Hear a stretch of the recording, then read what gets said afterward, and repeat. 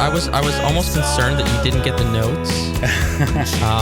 Yeah, sorry about that. No, it's fine. But then I checked like the share thing on Google Docs, and I was like, oh yeah, he got it. Okay, cool. So yeah, I also could have just asked to make sure, but I didn't do that either. Well, I would have let you know if it was like Wednesday or something and I hadn't received it. Yeah, it's true. No, I'll have stuff for next week. Yeah. Don't worry about it. I thought about doing a whole thing where like I bring back every single fucking segment, but I was like, that seems exhausting. Yeah, that's a lot. That's a lot to do. Yeah. Would that have included like the horror thing we were doing back in around Halloween? I would have tried to bring back literally everything. Like literally everything. I would have even had to go try to find a TikTok. Like I would have. Oh man. Okay. Well, this would have been a 2-person effort. Like I would have had to have. And that's all because this is episode 50. Yeah. Well, I mean, how about for the next milestone? Like we can kind of plan for that. Yeah.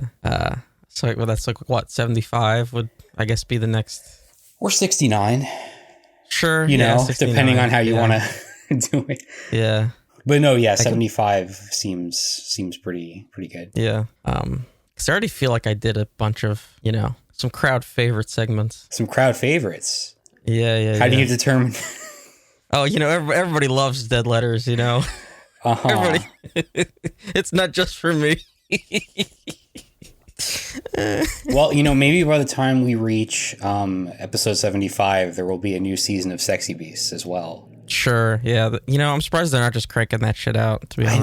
I know. I guess they probably didn't want to have overlap because The Masked Singer is on right now. Oh, okay. You can only have so many giant animal people doing things. Yeah. So hey, what's up? It's the DeadEndRoad Show. This is episode 50. Honestly, I'd never thought that we would do this many episodes. Yeah, it's definitely it's an achievement. It's definitely a milestone. It's not quite at the same level as like the 28th anniversary of Pulp Fiction. No, yeah, it's true. But it is something. Yeah, I just figured we'd get bored by now. Well, I mean, like you saw, I didn't add anything to the show notes this week. There you go. I'm kind of dropping off. You're already checked out. It's because all my JRPG shit, which I'm not letting up on, unfortunately. There's a meme in here. I believe that's a first. Yeah, because all right, yeah, we'll get to it. But there's really nothing quite like staring at a meme that you don't understand. Yeah. I don't know. It happens to me a lot. Yeah, and I don't even think my explanation of it is gonna provide any clarity. Great, terrific. Yeah. But before that, I figured we could start off with a little Dating is Dead because it's been a while. And these were some things that I grabbed when I was last on OkCupid, which was whenever I was looking into their live streaming thing. But if you remember that discussion, I couldn't view anybody's live stream, like it just didn't load properly. Mm-hmm. So these are just regular old profiles. So this was so long ago, I genuinely don't remember what these are. So I guess we will see. I wish I had pulled up a TikTok I saw this week because it would have fit in the segment. I'll just like, I thought it was so funny. There was this. Are you going to explain a TikTok? No, well, it's just somebody talking. Like, it's not like it's just somebody. That's what all TikToks are.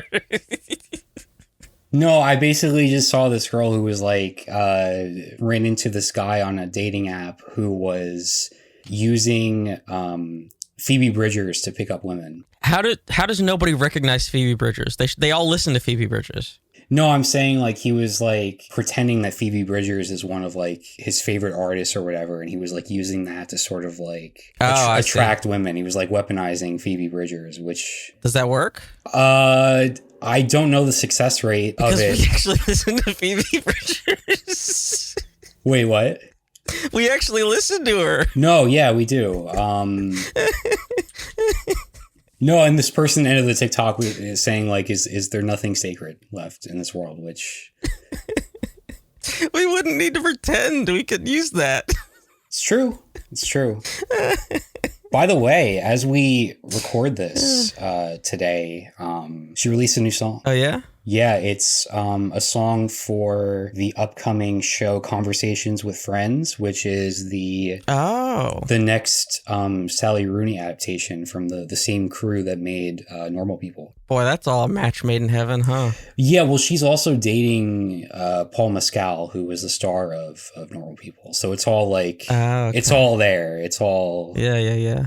But yeah, so and the press release said it's going to be her only original song release of 2022. That's an interesting thing to announce. It is. Yeah, I thought that was noteworthy. So, gotta It's not surprising. Gotta savor it. No, it's doing not. The big tour, right? Yeah, she's got a lot going on. It's just you don't usually see that like announced in that way. Yeah. But yeah, that's coming out in mid-May. That show. Very excited. I'm a SubCD for fun. And I'm looking for a hot dom guy to have some fun with on the discreet side. I love to service a guy. I've been told I give amazing HD. Text me cuned, ask anything. Very open-minded to try anything. Just looking for guys who want to do this on the private side, on the side. So are we talking like 1080p? We might be. It's not just 720, right? Because we're kind of past that. That's not amazing. No. Yeah, that's not amazing. I'm looking for amazing HD. Is this 1440? Well, that would be Ultra HD, wouldn't it? No, that's like in the half step, Oh, that's 2K. Yeah. That's 2.5K. Yeah, okay, yeah. Yeah. Now, was that just like a typo, or is there some sort of like some term that I'm missing? I think it's supposed to be shorthand for head. Yes, that's what I think. But it is just a basic HD. Mm-hmm. that clarity. Very good. Yeah. Technicolor. Yeah, this will fix your eyesight. It's so good. I don't know what a SubCD is. Yeah. It's a cassette. Oh, okay. Yeah, maybe. Yeah, I just think amazing HD is very good. Yeah, that's great. And I do like do this on the private side, on the side. It's very I said this before, but it's kind of like jazzy, It's like smooth. I'm just thinking now, like, to sort of like bounce off of the HD thing, I could put in my bio, like, I like to listen to Phoebe Bridgers and Hi-Fi. Sure, yeah, that FLAC. Mm-hmm. Yeah, exactly. Yeah. But they probably think you're talking about the insurance. Oh, true. Affleck. Mm-hmm. Yeah, you don't he fucking croaked. He croaked this week. Oh, Gilbert Gottfried? Yeah, did you see that? I did see that. He was also one-time voice of Otev on Big Brother. Of course. It's his claim to fame. Yeah, exactly. Everybody knows that. Mm-hmm. Yeah, but that was sad. He was battling a rare illness, I believe. Yeah. It was like a long-term thing. Mm-hmm. He was like on the Cameo. People were getting him to say whatever, which is pretty interesting. Oh, that's cool. Yeah. Yeah, that's definitely like the type of celebrity that you would like to see on Cameo. The distinct voice that everybody knows. Exactly. Yeah. Yeah. This one we might cut. Okay. I remember this one now. Just because I don't know, like, this person shouldn't be on a dating app. Uh-oh. With this stuff. Like, I don't know what anybody's supposed to do with this. So this, my mind just went to, because you're like, this person shouldn't be on a dating app. Did you hear about Chris D'Elia recently? No. Oh God, no. So he quietly came back on Twitter after a very he tried to sneak in during the Oscars. Yeah, he was like, Hollywood's crazy, am I right? It's like, yeah, man. It's because you're part of that. You. And then like he had a million people like blast his comments calling him a pedophile, and then he basically shut up after that. God. Anyway, I keep derailing this. I'm sorry. No, it's good. It's good. So the prompt, what am I doing with my life? And they put escape my mom and stepmom, or escape my dad and stepmom, even though that also would have been fine. I could probably beat you at not sleeping. The last show I binged, I've seen almost all the horror shows / movies on Netflix. A perfect day is working. And then and then my worst date, and this is like, okay, someone who laid his hands on me when I told him I was not interested in dating him multiple times.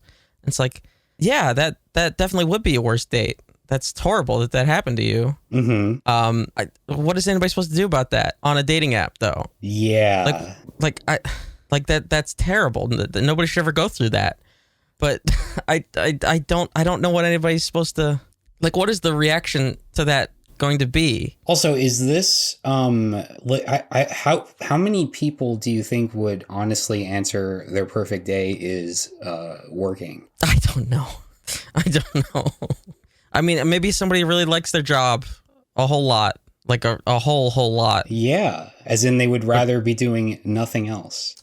Yeah. In the world. Yeah. But it's like, yeah, a person that doesn't have a good home situation was assaulted on a date. Yeah, it's like, God, you've had some, you're going through it.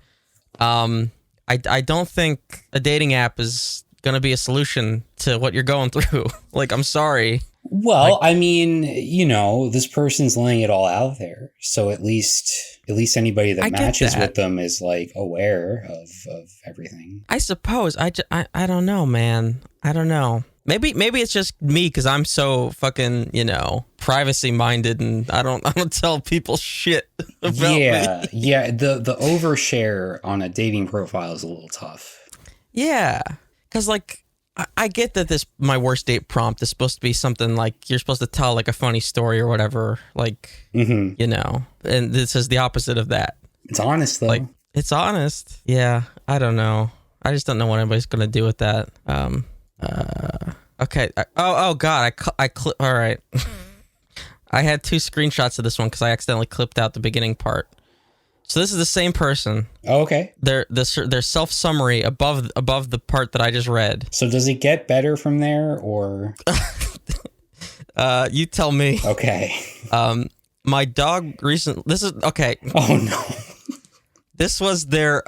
This is my self summary, where like this, like a little short bio about yourself. No, okay? See, I feel bad laughing at this now. If their dog passed away, this is. All right, hold on. So like this is your bio where you give a little description about yourself. Yes. Right. Mm-hmm.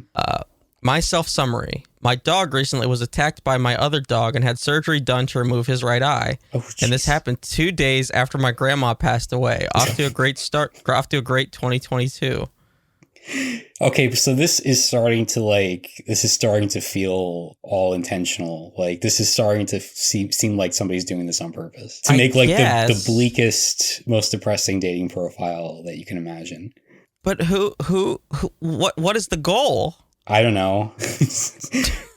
I don't. Do you think the dog has to wear an eye patch? Maybe for a little bit. Mm-hmm. That'd be kind of cool. It would, wouldn't it? Yeah. So yeah, I don't know what what's going on with that. This one's a little long, because it's like one whole paragraph here. Back into the dating scene and wanting to meet new people. I'm looking for a guy that has a good head on his shoulders. I don't want a fuck boy. I'm tired of guys who just want sex, and I'm tired of being hurt. I'm looking for something real. Something real with someone spontaneous that still believes in chivalry and respect for women. Someone with common interests so we can do activities together. I feel as though that isn't asking for a lot, so if you don't fit my simple requests, why even bother contacting me? I'm ready for the next stage of my life, to find someone that loves me for me and won't screw me over. Follow me on TikTok.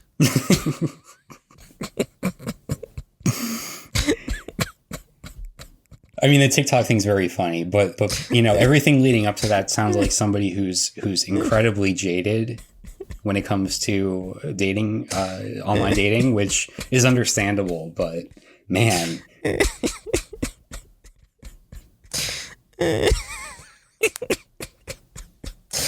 I just love, it's really good to me. Just this whole super serious, why aren't men anymore kind of thing. Yeah. And then follow me on TikTok. Okay.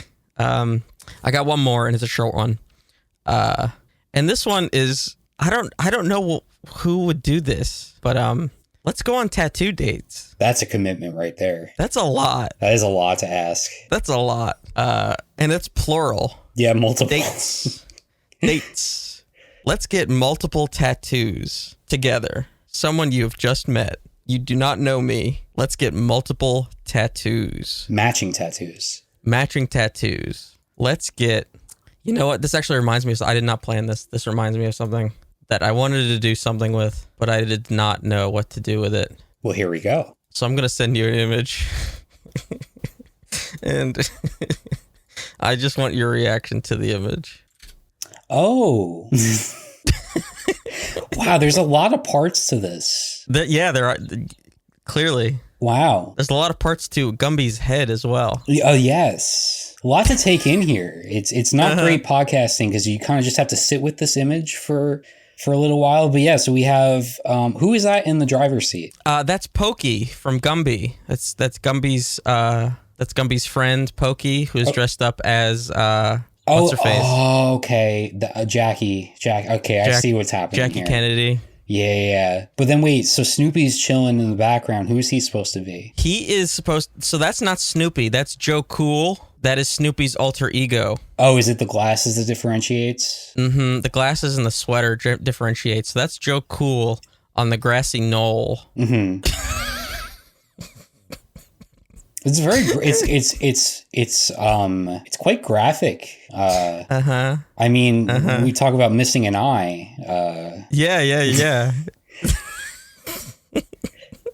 I think I retweeted this at some point, so I think it's on my profile picture. You'll know it when you see it.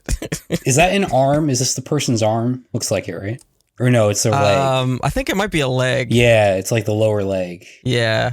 Very interesting placement. Mm-hmm. And also I think the flag is is that like the Puerto Rican flag? Yeah. Let me double check. I think so. But why though? I mean, I don't know. It's not quite the Puerto Rican flag, but it's a United States flag with one star. It would almost be a Puerto Rican flag if instead of the blue square, it would have been a blue triangle. Well, was Puerto Rico part of the U.S. back when this happened? I don't know. Do we think this is a permanent tattoo? Because it's quite colorful. It's quite vibrant. More so than you usually see with a lot of tattoos. Okay, yes, it was, because it became a U.S. territory in 1898. I did not think it was that long ago. Oh, wow. So yeah. Yeah, I respect it. Quite a bit. Now, do you think that this tattoo was inked on a first date? I mean, I'd put the odds at 50-50. And if so, do you think there was a second date?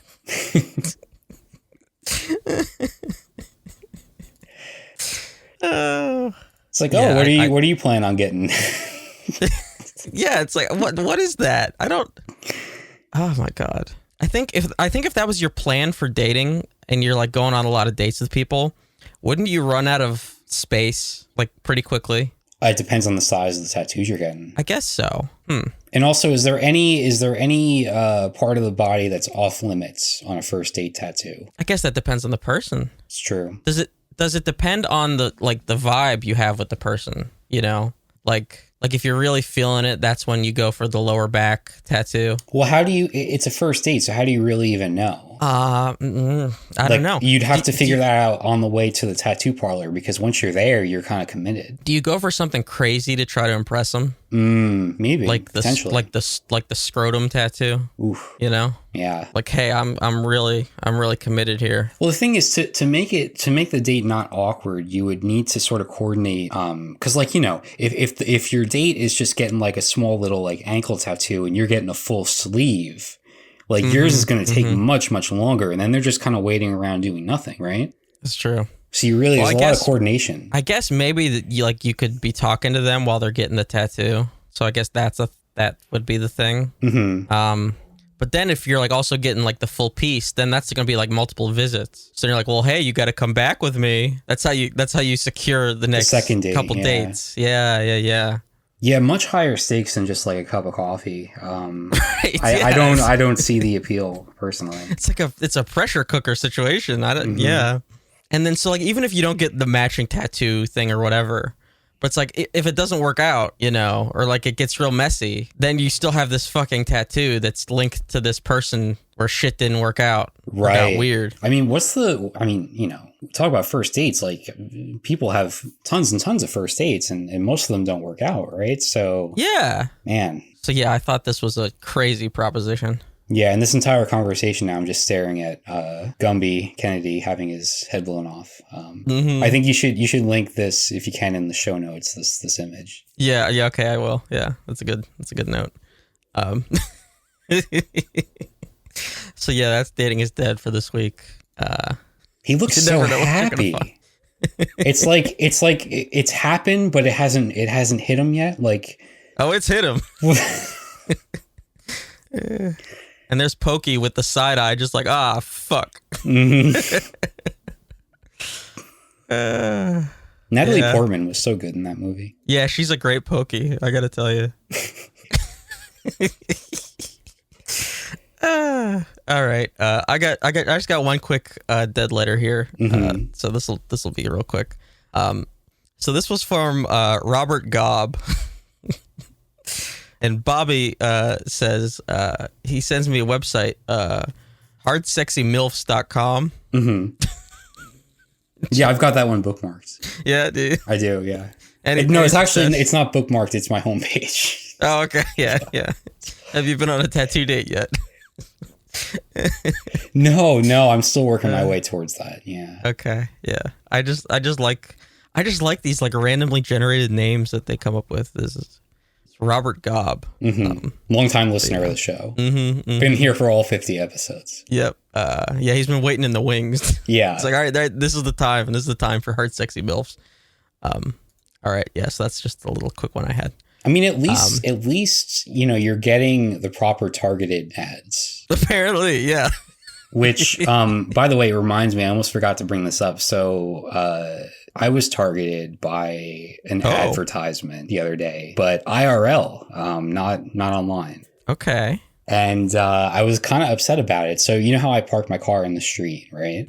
Well, I went out to drive somewhere the other day, and I noticed that there was a little advertisement slipped in, in between the driver's side door. Okay. And it was for a person buying junk cars.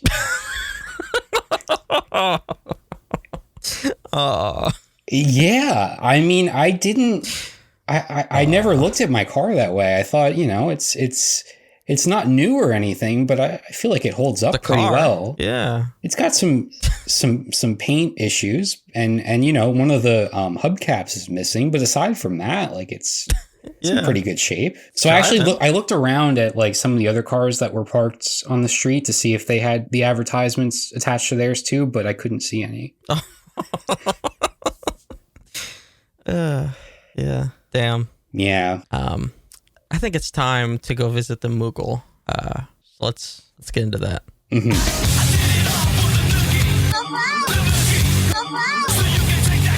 All right, great.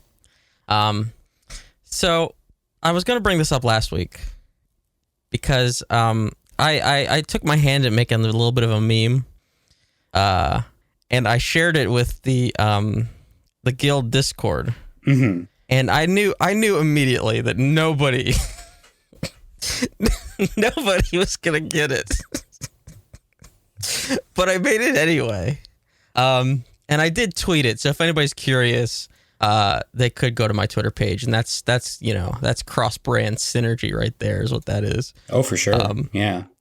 So if you're curious what we're talking about here, you can go see the image in question. So I made this meme, and of course, if the Final Fantasy people didn't get it, there's no way in hell you're gonna get it. So, and my worry is that it has too many layers to it. Yeah, that's a potential problem when it comes to memes and the accessibility factor. Yeah. So I think the problem is that there's like 3 layers to it, and so I think that might be too many. Yeah, that's about 1 too many. I think 2 is the sweet spot. 2? Yeah. Yeah. Okay. So Final Fantasy 14, this is a playable race called the Hrothgar, and they're basically big buff cat dads. And they just announced that they are going to give them new hairstyles. And this is one of the new hairstyles that they gave them. The thing is that this is the hairstyle that a character from Final Fantasy 13 has, and his name is Snow. and I can send you an image of that just to confirm, but it is exactly what that is. Yeah, it's identical. Yeah. Same hat too. Same hat, same do-rag thing. And that character is fucking ridiculous. He's the worst character in that game. And so I don't know if you're familiar with 90s I don't even know what genre to call him. 90s reggae artist? 90s Canadian reggae artist Snow? Oh, of course. I mean, you know, I don't know if you saw my Spotify Wrapped last year. But if you did, you would know I'm very familiar. So anyway, I took the fucking Hrothgar head and placed it on the cover of his album, 12 Inches of Snow. Which I think is very fucking good. You know, after you explain all the parts, and I get a good idea of what's going on here, it is quite clever. Okay, thank you. But of course nobody got it, so I had to make my sister go interact with the post to be like, give it some traction in the Discord because nobody got it. Including your sister? No, she didn't get it either. I had to explain it to her. But then whenever I showed her the song that he's known for, which now I'm venturing into copyright territory very quickly, but the song is so ridiculous that... What's up, man? Hey, yo, what's going on, yo? I'm sick and tired of 5 running up on the block, you know what I'm saying? Yo, Snow, they came around looking for you the other day. Word, bust it. Informer, you know, say that I'm a snowman, I go play I keep on bumping. Oh, yeah. I know that one. You remember that one? Mm-hmm. Yeah, exactly. So that's Snow. It's good stuff. Off of his album 12 Inches of Snow. So that's my art. I mean, you're clearly very proud of this one because you have forced people to look at it on Discord, and now you're doing a podcast segment, an audio segment describing a visual meme.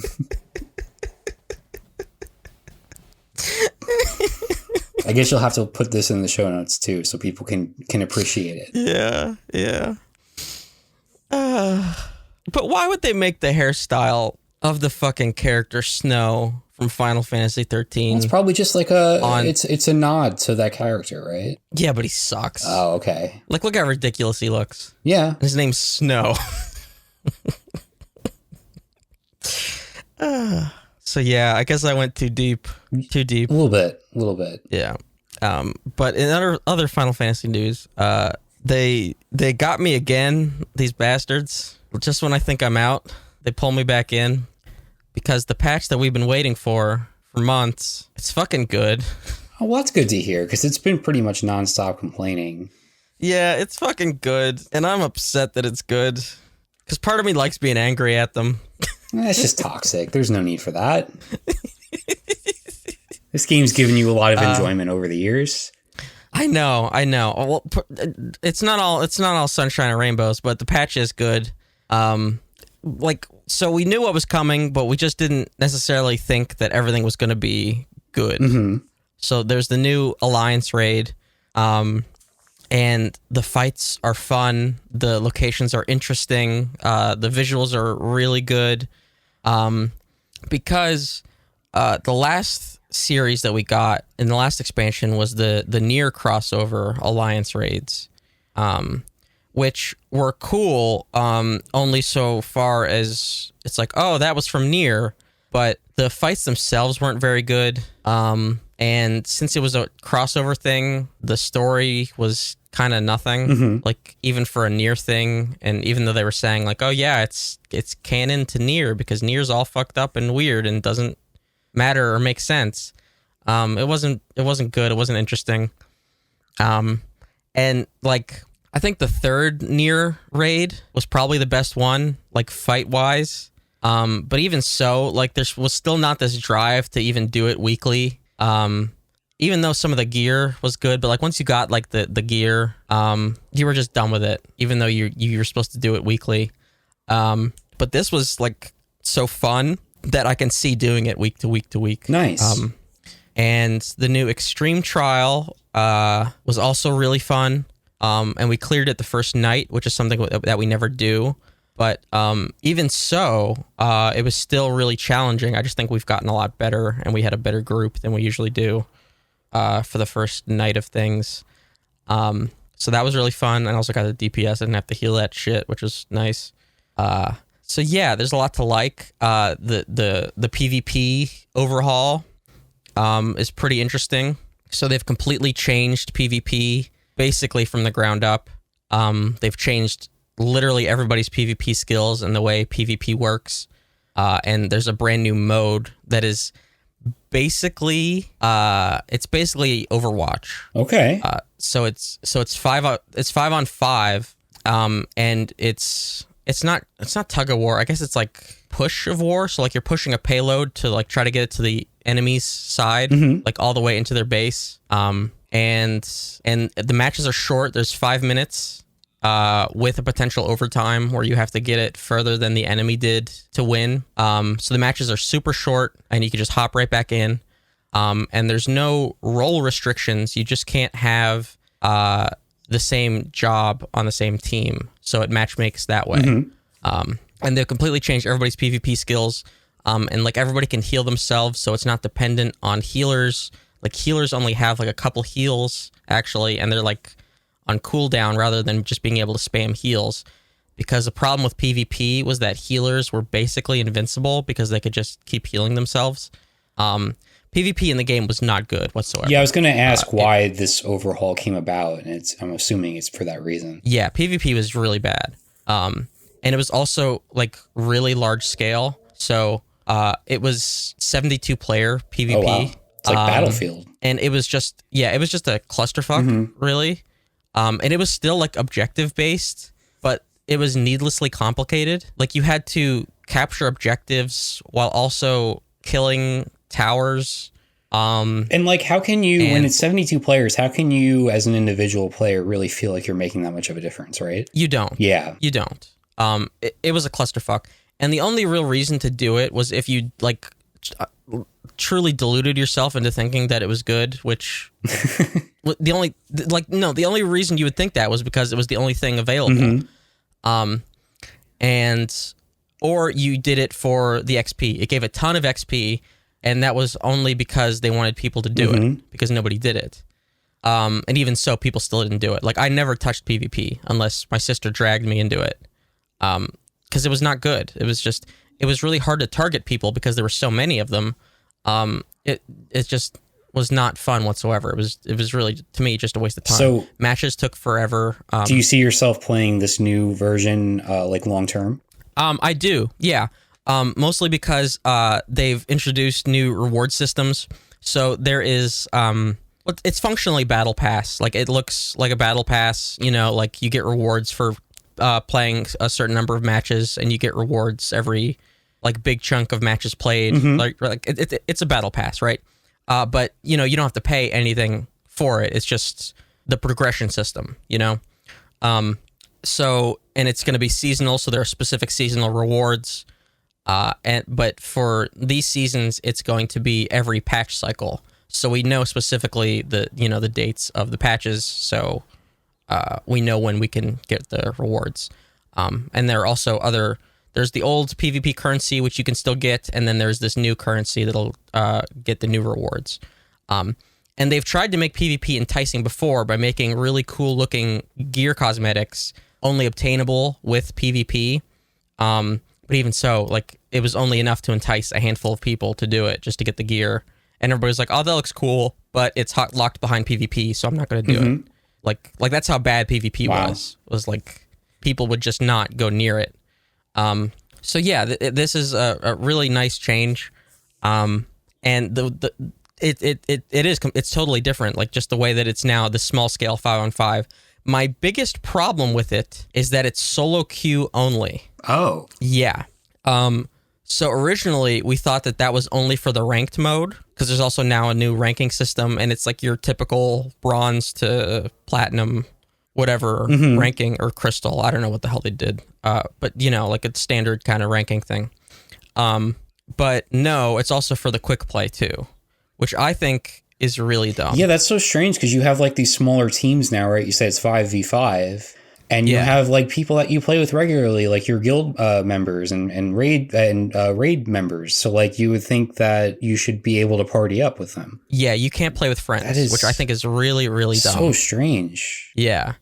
And I assume the reasoning, they haven't said this, is to prevent people going in as an organized team of 5 and just kicking the living shit out of randoms. Yeah, but like that's how multiplayer games work. Right. But they are not good at PvP. So so the other problem is that there is like they disable chat in PvP. So it's only like quick chat options, like similar to like the Overwatch wheel, like where you can only say like I need healing or go to the point or whatever the fuck. Yeah, those are very useless. Yeah, so that's the only way you can communicate with your team. That's so strange. It's like trying to cut off any attempts at like strategically like, coordinating with your team members and having sort of like a game plan essentially, right? Yeah, and they do this because they want to completely eliminate any potential form of toxicity that could ever arise. So there is no chat in PvP. Okay, but like, couldn't you as just an individual player choose to turn off all the chats if you want to? Like that seems like a pretty simple solution right there that most multiplayer games have. But this is what they do. And it's a weird decision because in the old PvP, you had chat between your team of whatever half of 72 is. I can't do math. So you could freely chat between all those people. And the chat was a cesspool. Mm-hmm. It was terrible. So they allowed that, but in a team of 5 where you would need some level of coordination, I would think, especially in the ranked mode, there's no chat. Yeah, that it seems backwards. And maybe like hopefully if this mode is as good as you say and it catches on and it remains popular, maybe they'll sort of rethink that, right? Because how can people like get competitive at it? You can't. You just solo queue and hope for the best. Yeah, that's not like you can't reliably play competitively. Right. So yeah, we'll see how much it has legs. Mm-hmm. Like a ton of people are playing it now. Like the more people than have ever played PvP in the game before are playing it now. That's cool. Yeah. So we'll see if they can continue the rewards. I don't know how it's gonna go with the like how long the patch cycle is. Like if everybody gets the rewards and is done, if it still has the legs, like if the ranked mode is enough. Like there is not any difference between the quick play and the ranked other than the ranking system. Like that is the only difference. Mm-hmm. Otherwise it's functionally identical. But I just really wish you could just go in with fucking friends. Like it's ridiculous. But I really think it is because of the communication thing. They don't want a group of 5 that can communicate on Discord to play against a bunch of randoms that can't communicate. Sounds like a Nintendo move. Reasoning. It really does. Yeah. Mm-hmm. But yeah, like I said, they're not good at PvP. But it really does feel like Overwatch. So like previously, you would have limit breaks, right? But they were shared between like your class role. So all ranged would have the same limit break. All casters would have the same limit break. All tanks, etc. All healers, blah blah blah. Now limit breaks are individual to each job, and so they basically function like an ultimate does. Mm-hmm. And we're not quite sure how they charge, or if it's on like a strict numerical cooldown, or if it charges faster based on damage dealt or kills or whatever. The thinking is right now it is a strict cooldown, like a longer cooldown. But they have unique effects than they do. Before they were just kind of like just damage. So yeah, it basically is. It's basically over. Yeah. Which, hey, if it's balanced and it's maintained well, that's not necessarily a bad thing because Overwatch in its day was terrific. Right, and I think that's what the the model would be. Mm-hmm. And we'll have to see. I don't really know the balance status so far. Like it's only been since Tuesday. Like I hear rumors that a couple jobs are like ridiculous. Like Ninja has its ultimate can kill anything that's below a certain HP threshold, and if you kill somebody, it resets that counter twice. So you can just kind of keep killing anybody that's low HP, which seems kind of ridiculous, but I don't know. But yeah, it seems pretty good right now. Yeah, I mean, it sounds like something to help fill the space between like solo updates or story updates or raid stuff, right? Oh yeah, absolutely. Which is what we've been wanting. You know, like I was talking to my sister like last week before this came out. I was like, God, I hope the fucking PvP is good, because other than that, there's nothing else in the patch that we can do, you know, on a longer term basis. So, but like I said, it's not all sunshine and rainbows. There were balance changes to the PvE that don't quite make sense. They changed Samurai for like in weird ways. They changed Ninja in weird ways. They fixed some Dragoon button bloat because Dragoon had too many buttons, but they didn't do the same thing on Astro. And now there are rumors that they're going to rework Astro in 6.2, which won't be until like August at the earliest. So I'm just pissed off about that, like deeply. When really all Astro needs is what they did to Dragoon, which is they combine one button or two buttons into one button, which I've been asking for since the expansion launched, but they just refuse to do it. So yeah, the problem is that they don't know what they want to do with Astro, and like a lot of balance changes that we thought that they were going to do for jobs, they instead did them in PvP. So yeah, I mean, it sounds like that's where a lot of the focus was, right? Yeah, even though they kept proclaiming that no, the balance teams for PvP and PvE are separate. It's like no, that's bullshit. It's bullshit. Yeah. Because the Astro cards are way better in PvP. They just are, and they're a clusterfuck in the regular game. So we'll see. But right now they fixed White Mage, so I might be switching to White Mage because I'm pissed off with what they're doing to Astro. So we will see. But yeah, I will end Moogle because I'll just keep going on and on. Well, that's good stuff to hear overall. Something to do, something to keep playing. Yeah. I believe it's time for some beautiful cinema. All right. That's beautiful cinema. Yes, Fantastic, it is, David. Mr. Yes, Lynch. it is. Did you see? He was like, I have to find the tweet. It was somebody captured the images of what he's been up to lately. Well, there is a potential story that we have on the show, but there was something else where he was like filming himself trying to repair his pants. No, I did not see that. He was like trying to repair holes in his pants, and I don't know what he was using, but it made it look like there were just like a bunch of stains that at the end of it all, and he's like, oh, they look brand new now. It was like the most David Lynch thing. I can't, me describing it wouldn't do it justice, but yeah, so there were some David Lynch potential news / rumors before we get into the film for this week. Yeah, did you see this? I did. So there were some rumors that he was going to have a new film at Cannes in May. According to Variety, that there were two quote well-informed sources that David Lynch is going to premiere a secret and completely off the radar feature at Cannes this year. And all they knew about the rumored film is that Laura Dern would be in it. Yeah, it's very interesting the timing of it, because currently there is a 4K remaster of Inland Empire playing in theaters, which is the film starring Laura Dern, the Lynch film. But it's also like, okay, yeah, she's in a bunch of his movies though. That is true. Yeah, that is true. It's not exactly surprising. Because she was in Blue Velvet, right? She was in what else? Well, she was in The Return. Oh, that's right. True. Probably some other shit. I can't even. So that came out, and so then he was doing press for Inland Empire, this remaster that he's showing, and then he basically shot that down. He's like, nope, I don't have anything. He's like, I don't even know how that got started. I've been repairing my pants. Like, yeah, there's some rumors that he was like, there's some rumors that there's something new at Cannes, and he's like, I don't know who it is, but it's not me. So he shut that down.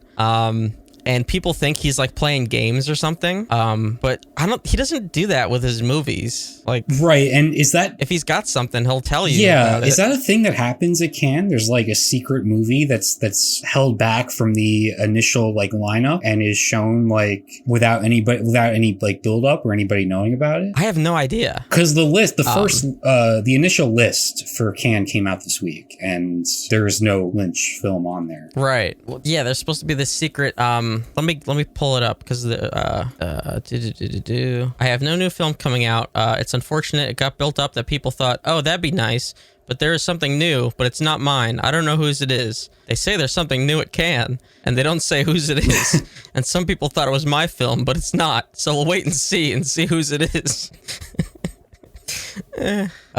He's like, I'm not trying to trick you. I have nothing at Cannes, but there'll be something new from somebody else. It wasn't me, though. It isn't me.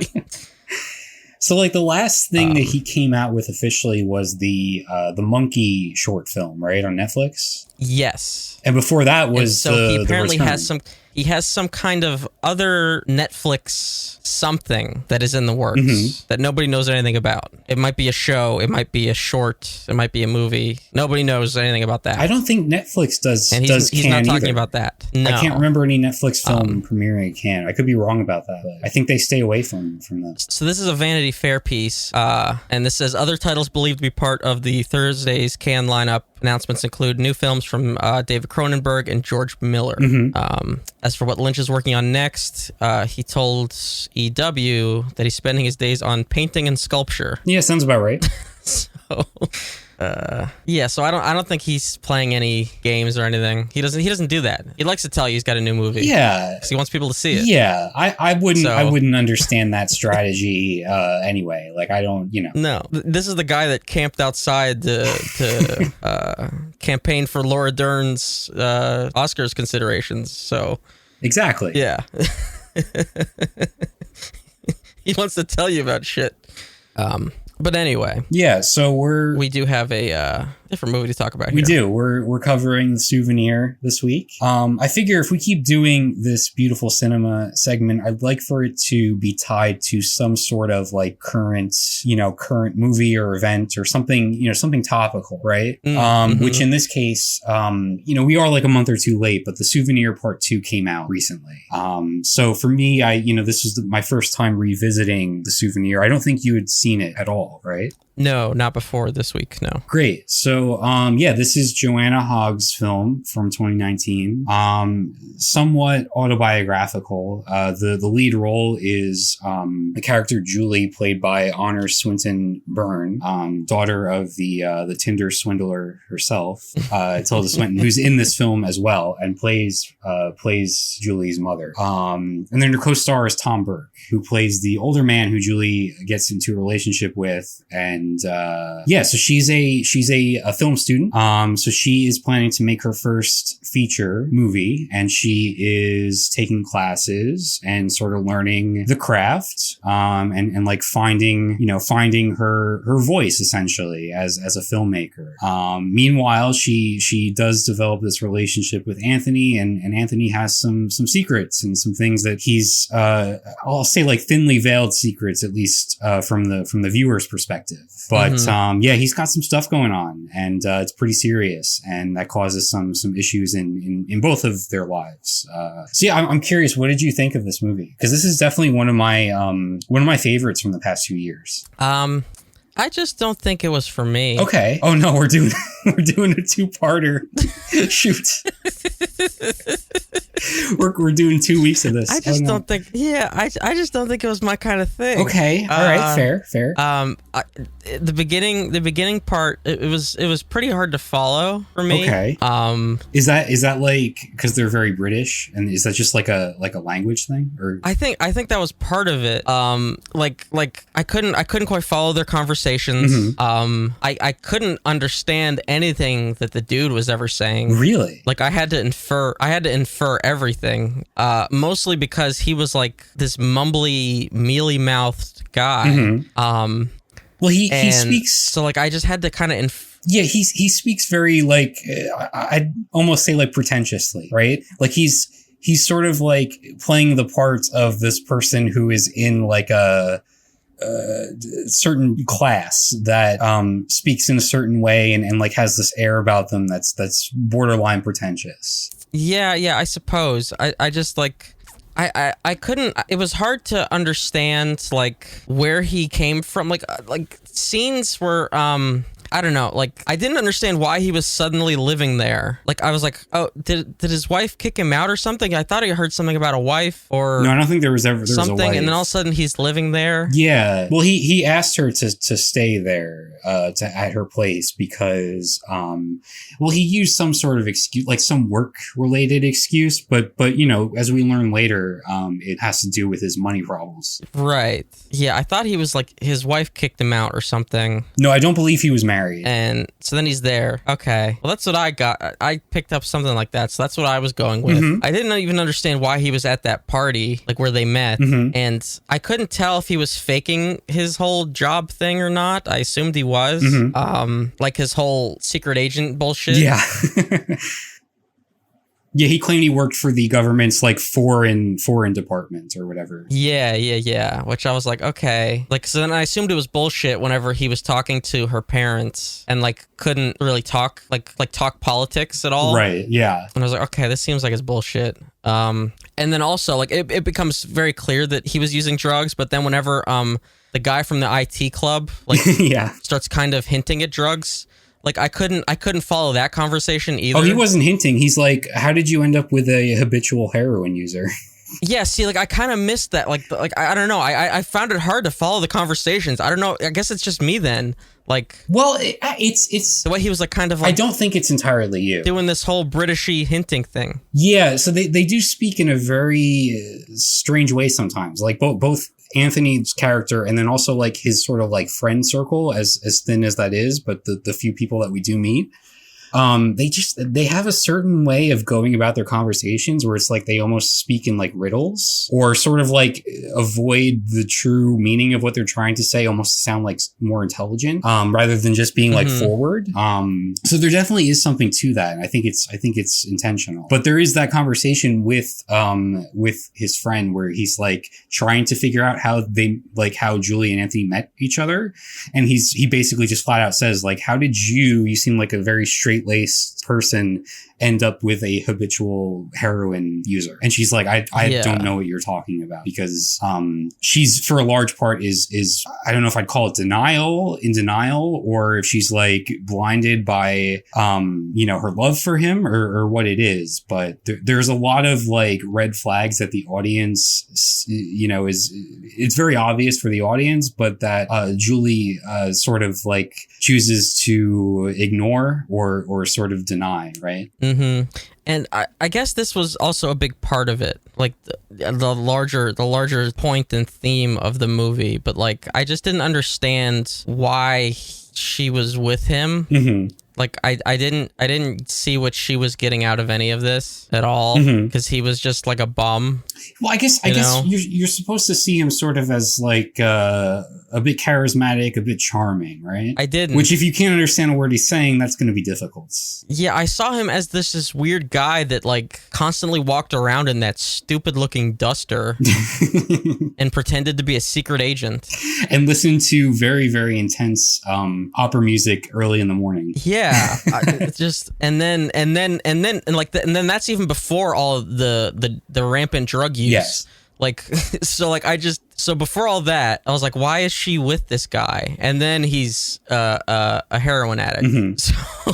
So like, I just didn't get it, and I guess that's part of the point. But yeah, no, I do think there's quite a disconnect between what the viewer is seeing and what Julie is choosing to see. This relationship to be, and with where the film ends up going, that becomes more clear as it goes along. Oh yeah, and like the thing where they get robbed and he's pretending that it wasn't him, and then they go on that trip, and then in the immediate scene she's immediately accusing him of stealing all her shit. And I was just like, okay, well, I also assumed that he did it, but where was the connection between going on that trip and that sex scene and then her suddenly realizing that it was him? Well, was it a sudden realization, or was she just like putting off that idea and just like trying to sort of like pretend, and then eventually she she just couldn't anymore because it was so clear? I have no idea, but there was just like this weird disconnect between the scenes. They were like sandwiched together strangely. Yeah, because around that time you have the moment where the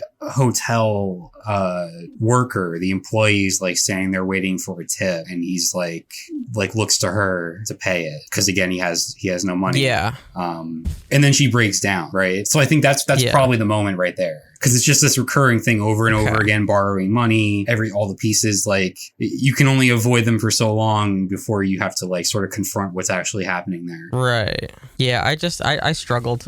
Okay. I'll be honest. I struggled. Yeah. It's an interesting movie in a lot of ways. I felt it feels very, cold. Especially watching it the second time around. Like it's a very cold film. Yeah, I felt like a voyeur, and I believe that was very much on purpose. Oh yeah, because with the second to last shot of the film really speaks to that, where she looks directly at the camera. Like the way that the camera will stay completely stationary on like a very tight frame, and characters will move in and out of the frame as if it's like a fucking security camera. Like so like the scene where there was the robbery and the camera is like in the doorway that they're walking in and out of, and then they go off frame and then come back in is like very much like a security camera.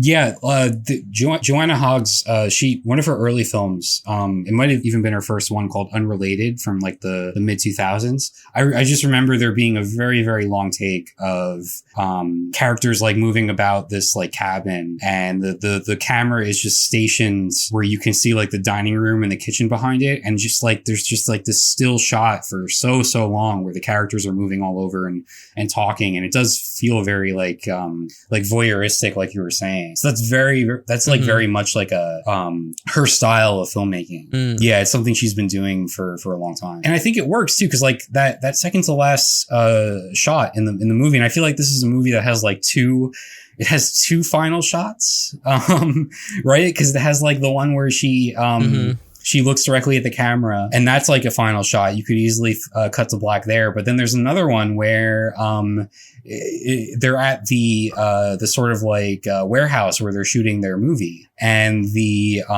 like the garage like door opens up, and she sort of steps out and looks into the distance, and you have like this you know, the sun and like the trees out there, and it's this beautiful shot, and that's like a second final shot of the movie, which they both worked for me, at least. I just found that interesting, because like you don't really see that a lot of times with films. Like you have that one final shot, but here I guess maybe they couldn't decide between the two, and they're like, let's just include them both. I don't know, right? But yeah, I'll be curious, like because for me, like the prospect of a part 2 is very intriguing, because like, you know, this movie ends in a very dark place, right? Because this relationship that she's been in has really taken its toll, and sort of like steered her focus away from like her filmmaking and like where she wants to be like career wise and everything, and it sort of really put a strain on her life, and so like for as dark as this film does become, like, you know, as it goes to its like climax, you do ultimately have a final shot that feels full of like possibility, you know. Yeah. And then you have this sequel,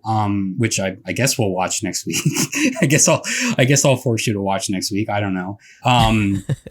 But we have the sequel that's going to continue to follow her story, which I think is full of a lot of possibility, because it could go in any number of directions. And I would imagine it's going to be a lot more lively, I would assume, and more like I would expect a tonal shift is what I would say. Okay. Yeah. Unless she meets another drifter. No, I can't see that happening. I do. Looking at the cast now, though, and Robert Pattinson's in this one. Oh, interesting. Yeah, okay. Yeah, I'm not sure if he's like. Actually, I'm not sure about this cast list, because it has Tom Burke in it as well, and he, you know, he plays Anthony. So yeah, well. Oh, it's a ghost story. No. Shit. No. Yeah, no, this is kind of awkward now, because you weren't into it, and now I set up to watch the sequel, but I mean, it's not like I hated it or anything. It was just like I struggled with it was all. So what did you think about? Yeah, I'll watch you'll watch the next one, right? Yeah. So what did you think about like the film school stuff? Because I thought there was something pretty interesting going on there as like sort of like a meta commentary type thing. Because here you have Joanna Hogg, filmmaker, telling this sort of autobiographical story about this character based on her. I'm assuming, I believe that's the case. And so this is someone who's making their first feature and choosing to tell a story that is not based on her own experiences, right? So like her first film is about this boy who has like an obsession with his mother, and it's supposed to be sort of like this tale about that relationship and also this small town where they live, and the movie ends up with the mother passing away and sort of how that impacts the son. And one of her like instructors at the film school is like, usually, especially for a first feature, you will want to gravitate towards a story that's familiar to you, that's like sort of based on your own experiences. But she's sort of doing the opposite, right? Like she's telling a story that is not based on her own life at all. Which I thought was fascinating, as like we're watching, as us, the viewers watching this movie that is a character based on Joanna Hogg's life. I thought that was like an interesting sort of like, I guess like dichotomy. Yeah, I have problems with, movies about movies. And at the same token, like whenever writers have a character that's a writer, like it's just the only people that are interested in that are other people, like other filmmakers or other writers usually, like it's very insular. It's very like it's not for a general audience. It's for so I have problems with that. But at the same time, I was much more interested in any time we can get away from what's his face, because I was just sick of seeing him and his stupid puppy dog eyes. Well, I mean, that kind of mirrors the impact he was having on her life too, right? Because like you want to see this film school stuff, and you want to see her like progress in like her craft and everything. But like this dude the relationship is taking over. It's taking over every aspect of her life. Yeah. And to your point, the movie she's making is about someone who has this immense attachment to somebody that dies, and this is supposed to not have any connection to her. Well, it turns out that it actually does. Right. So I think that is the actual parallel to be drawn. So yeah, I honestly, I wish we could have seen more of her movie in the process of it. It was also this very detached sort of thing. It was, yeah. Like after we sort of get the exposition of what her movie is about, it's very much this hands-off thing. And early on, like I said, I don't really like movies about movies. I was almost appreciative of it, where it was like, oh, thank God we don't have to see a movie within a movie. But then at the end, I was like, well, I still don't understand what her movie was. And I wish I actually could have seen more of that in relation to the rest of the movie, which I was struggling with. So yeah, it's tough. Like that, if nothing about that relationship works, you've kind of you've lost the viewer at that point. Right. Yeah, that's tough. It's a tough situation. But there's potential. See where the sequel goes. It could be completely different. Like I said, I don't know really anything about it. I've sort of avoided details, but I would expect something quite different. Right. I think it would have to be. I think there would have to be like a pivot. And but from what I have heard about it, it has been very well received. So I'm looking forward to that. But so we'll just have to see how that goes next week. Yeah, we'll see you next week. Okay. Do we have anything else? You said something about Persona 4 down here. Oh, we don't even. Okay. We don't even need. Should I be concerned? No, not really. Like this happens like every spring, kind of. Like Persona 4 is such a spring game where it's just like I get that urge, So yeah, it's just another one of those times where it's just like I should play Persona 4 Gold. Yeah, no, I get that. So I'm going through. Going through one of those right now.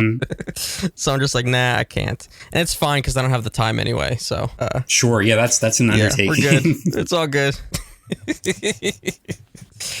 I am I think I was just going to continue to sort of riff for a bit about nothing, but yeah, go ahead. No, I was going to bring up that I'm rereading a novel. I believe if I recall, like, this is the first time I've ever done that. I don't think I've ever reread a book before. Like, is that something you do like frequently or? No, not usually. Because there's so much out there. It'll take a lot. Yeah, it's like I feel like any time spent doing that could be just spent reading something new, right? But yeah, so I'm rereading The Idiot by Elif Batuman. Are you familiar at all with that one? It's from like, I don't know, like 5 or 6 years ago, which is when I originally read it. Yeah, it's from 2017, and we're getting a sequel in like a month, which I was not expecting. I feel like the literary sequel is sort of a rare thing. It is. Yeah. But yeah, this is a novel that I really loved back when I read it. It's basically like a coming of age type thing about a college student. She's at Harvard, and it's just so deeply funny. Like the style of humor is so, it's just very much my thing. And like the observations, like this novel just like is like all over the place, and the observations are just so good. So it's a very easy like reread in that sense. But yeah, I figured I would brush up on it because it had been like 5 years and before I read the sequel, because it's like a direct sequel, like taking place like immediately after the first one ends. And like this novel's like fairly, it meanders like purposefully. Like it's like, I don't mean that as like a negative thing. So it's not like a story that has like this very like, the plot isn't like the driving force, and like it doesn't like, it's not like something that ends on like some huge cliffhanger that you're waiting to see what happens next. It's just like, it's very much a coming of age piece of literary fiction, and it's just not something I expected to get more of, but we are. So sure. Yeah, I just thought I'd mention that. It's very good. I'd recommend it. Yeah, I'll have to check that out. Yeah. I have the sequel pre-ordered. Nice. Yeah. I think her first 2 books had the same names as like one of the classic authors, maybe one of the classic Russian authors. It was The Possessed and The Idiot. Oh, okay. Yeah. So yeah, those are her first 2 the titles of her first 2 books. Yeah, but yeah, she's great. That's Dostoevsky, isn't I think it is. I'm very, when it comes to classics, I'm very much, Dostoevsky. I lack a lot of that knowledge, but if it's any incentive, I just Googled just to see, like, I just Googled her really quick to see her other stuff, and under people also search for, or like similar searches, Otessa Moshfegh is the first name that pops up. Okay. So not that I think there's a huge like comparison to be made there, but I don't know. I think both authors would appeal to like similar tastes for sure. Okay. Just in like sort of the observational like quality of their writing, not so much in like tone or anything like that. But there aren't many authors that sort of like are on the same like are working in like the same like tonal spaces as Moshfegh currently, I don't think. But, yeah. But yeah, especially like if you enjoy the like poking fun at like college stuff, like observations based on like just the ridiculous stuff that happens at like, especially like a place like Harvard, like some of the professors and the students there, like that's where a lot of the humor is especially in the early part of the novel, because like it starts out at Harvard, but then she takes this trip later on that's very interesting too. But anyway, yeah, rereading a book, never done it, but I'm doing it now. So yeah, it's a very different experience. I'm trying to think if I ever have. You've probably done like some Neil Gaiman multiple times, right? Yeah, probably. I've reread, I reread some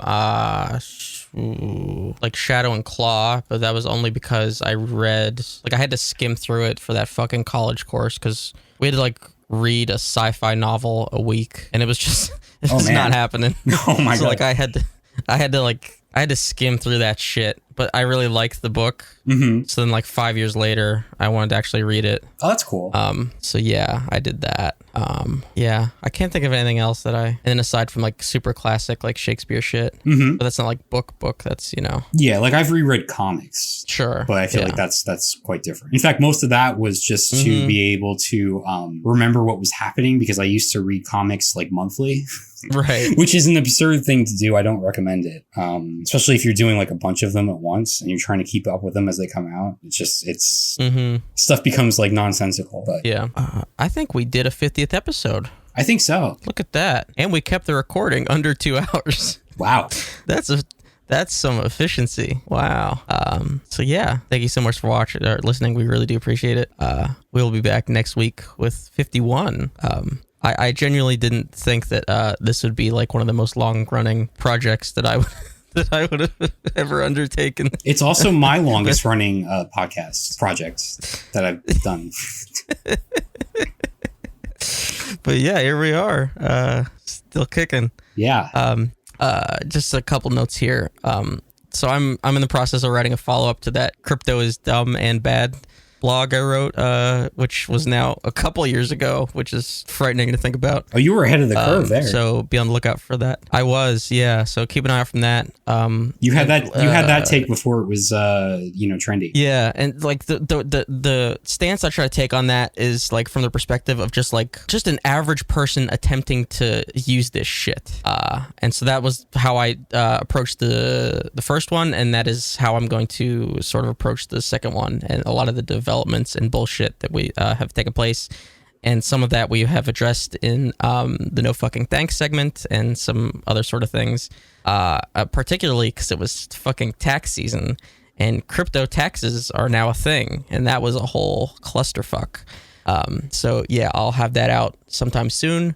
Speaking of, not to derail this again, but speaking of taxes, so if I understand this correctly, so like you fill them out, right? And you send them to the government and they already have all that information, right? So they're just like verifying it against what you've written to them. What's the point of you to see if you going fucked through up so they could, okay, so there's two points. Okay. One is to have like tax businesses to keep them in business because they've lobbied the government in order to prevent the government from just sending out a tax form that you could fill out and sign, and if you owe tax, just pay that amount. So there are third-party tax businesses that can stay in business. The second is that like an H&R Block type deal? Yeah. Okay. Mm-hmm. Like all those TurboTax, whatever, all those fucking businesses. The second point is to see if you fuck up, and so they can fucking own your whole existence. So if you fuck up, they just ruin you. Yeah, it's like somebody asking that is it. Somebody asking you a question that they already know the answer to just to see if you know it. Mm-hmm. You know? Yep. It's, oh man, I mean, everybody knows this and has known this for a long time. And I have too, but just thinking about it lately has gotten me irritated. Yeah. You want to know what's real fun is the IRS wouldn't give me my 2019 tax return because of all kinds of bullshit. Mm-hmm. And they owed me a good chunk of change. And I didn't get it until after I got my 2020 tax return. And so they gave me interest on it. And the interest was like $30, right? Mm-hmm. It was not anything. So then this year I get a notice from the IRS telling me that the $30 interest that they gave me is taxable income, and I have to report it on my taxes. Oh, that's amazing. And you know what happened? You know what happened? I almost forgot to put it on there. That's incredible. It's so that like would have been fun. Their fuck up led to that, and then they're like, oh, we're going to charge you for that, for our fuck up. That's amazing. Oh, yeah, it's great. And since I am a freelancer, independent contractor, or own my own business, whatever the fuck I do, I can't just like get the free / low cost tax prep, whatever the fuck. I gotta pay way too much money to even file my taxes. It's so stupid, and I'm not making a lot of money. Mm-hmm. Like it is so dumb. It is so dumb. Like, oh my god, I have to pay more to pay taxes on not a lot of money just because I may need additional forms. Like, it's so stupid, man. And if you live in New York, your the tax money that you're paying is potentially going towards the building of a new Buffalo Bills stadium. Oh, it's you love it. You love it. Yeah, it's the best. Oh god. Owned by wait until this owned by a fracking billionaire. Of course. Yeah, wait until this stupid crypto piece comes out and I write about the crypto taxes because it's even stupider. It's somehow even stupider. I would get a headache. Taxes. I can't even. It almost gave me a headache. I was like, oh my god, they're actually doing this. It is so dumb. I'm glad that you're doing the research, and then we can just read it because. Oof. Exactly. So yeah, be on the lookout for my fucking pain. As always, you can follow me on Twitter at DeadEndRoad, where I post fucking Final Fantasy 14 memes that nobody understands. Facebook.com/DeadEndRoadTV, Twitch.tv/DeadEndRoadTV, and do YouTube search for DeadEndRoad TV. And you can email us literally anything at all, like your thoughts on the Souvenir or the Souvenir Part 2, at video@deadendroad.co. One of And the if you popular have Google time- searches is, will there be a Souvenir Part 3? I mean, hey, trilogies, they're all the rage. Everybody loves a trilogy. All those art It house worked out trilogies great going for around. Star Wars. Yeah, exactly. Sorry, you can get through this outro. I won't interrupt. And if you have time, please give us a rating if the podcast app of your choice allows you to do so, like Apple Podcasts. I see you people. I see the stats. I know you're listening. Thank you so much for listening. We'll see you next week.